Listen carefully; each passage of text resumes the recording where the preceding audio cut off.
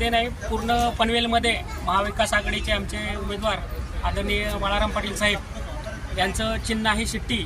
आज पनवेलची परिस्थिती तुम्ही बघितली तर घराघरात आमदार प्रशांत ठाकूर यांच्याबाबत घराघरात रोष आहे. ठाकूर कंपनीने प्रत्येक घरावर मालमत्ता करायचं कर्ज करून ठेवलेलं आहे.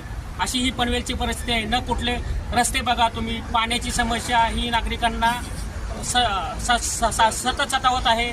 ना नागरिकांच्या मनात सत्ताधाऱ्याबद्दल ज्यांनी काय 5 वर्षात काहीच काम केलं नाही, अशा 15 वर्षात काही काम केलं नाही आणि 5 वर्ष पनवेल महापालिकेच्या सत्ता देऊन पण कुठल्याच प्रकारचा त्यांनी नागरिकांना ना सुविधा दिल्या ना मालमत्ता करातून त्यांना सुटका केली.